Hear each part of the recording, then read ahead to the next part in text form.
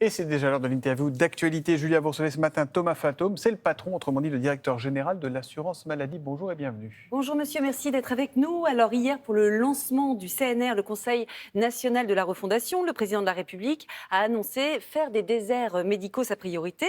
En même temps, Gabriel Attal, son ministre délégué chargé des comptes publics, a annoncé dimanche dans le JDD, je cite, que les arrêts maladie délivrés en visio par un médecin qui n'est pas le médecin traitant ne seront plus remboursés par la sécurité sociale.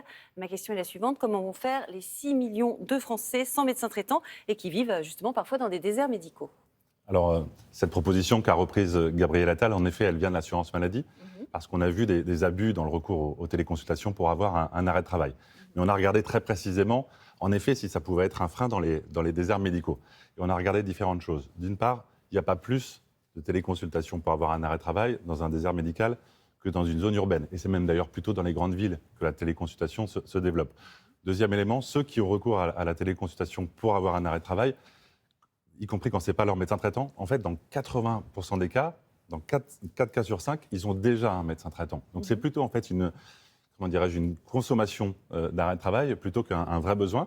Et donc vraiment, on est très attentif à considérer que la téléconsultation, ça ne peut pas être la seule réponse au désert médical. Et c'est toutes les mesures qu'a annoncé le ministre de la Santé, François Braun, hier. Alors, dans son projet de loi de financement de la sécurité sociale pour 2023, le gouvernement évalue les dépenses liées au Covid à 1 milliard d'euros l'année prochaine, contre 11 milliards qui ont été dépensés en 2022. Vous nous confirmez ce matin que les tests seront tous remboursés, les tests Covid, tous et sans condition ? Oui, on reste tout à fait sur la même politique de prise en charge à 100% des tests, de prise en charge aussi bien sûr de la vaccination. À 100%. Oui, également. Donc le gouvernement simplement fait une estimation de dépenses pour l'année prochaine. On espère quand même tous que le Covid va continuer à diminuer oui, dans mais son quand même, intensité. passer de 11 milliards à 1 milliard, comment va-t-on faire pour gérer les mêmes problèmes avec 10 fois moins d'argent ? Je crois que le gouvernement a été très clair. Si cette provision, cette estimation venait à être dépassée, elle sera dépassée. Il ne s'agit pas de restreindre, encore une fois, l'accès aux tests, l'accès à la vaccination. Maintenant, simplement, l'épidémie de Covid, globalement, elle diminue. Donc, c'est assez normal qu'on ait une provision qui soit nettement inférieure à l'année 2022. Très nettement inférieure, hein, parce que si demain, il y a un variant qui tombe sur le pays, il va falloir revoir bien à la hausse le milliard, non ? Encore une fois, si ce milliard venait à dépasser, ce n'est pas une enveloppe fermée, ce n'est pas une enveloppe limitative. On continuera à prendre en charge les tests et les vaccins. Alors, autre piste de travail, le développement des TROD, ces tests rapides d'orientation de diagnostic afin de limiter la consommation des médicaments. Est-ce que vous pouvez nous expliquer comment ça marche exactement, ça ? Oui, quand on a par exemple une angine, elle peut être soit virale, soit bactérienne. Donc selon le cas, vous aurez besoin ou pas d'antibiotiques. Et les TROD, ces tests rapides, ils peuvent justement vous permettre de savoir si oui ou non vous êtes dans un cas qui va justifier des antibiotiques. Aujourd'hui, les médecins peuvent faire ces TROD. On veut les encourager d'ailleurs à le faire parce que quelque part, ils ne l'utilisent pas assez. Il y a à peu près 9 millions d'angines par an dans le pays. Les médecins, ils commandent à peu près 1 million de TROD. Donc c'est pour éviter quoi, de prendre des mauvais médicaments. De prendre des antibiotiques quand ce n'est pas nécessaire. Quand c'est viral, vous n'avez pas besoin de prendre d'antibiotiques. Et donc à la fois les médecins et puis de plus en plus les pharmaciens. On veut aussi accompagner, inciter les pharmaciens à réaliser ces tests. On a vu, on l'évoquait tout à l'heure, le fait que les pharmaciens s'étaient beaucoup mobilisés pour faire des tests sur le Covid.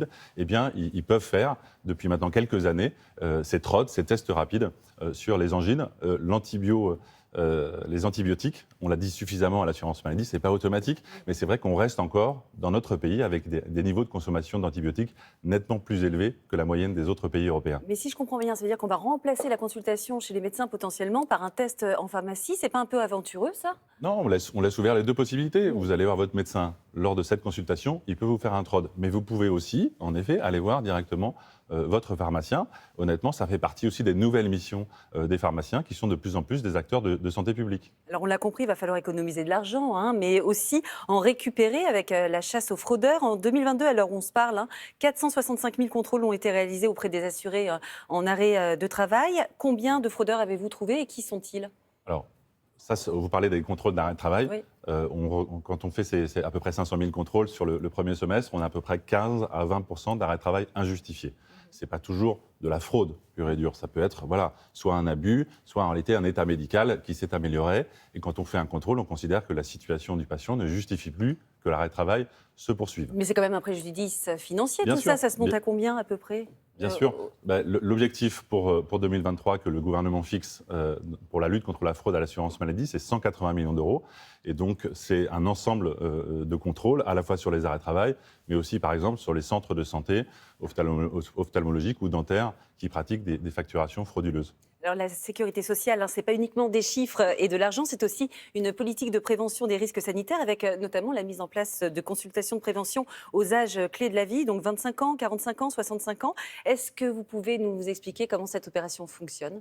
Alors, elle va progressivement se construire avec les professionnels de santé et les usagers.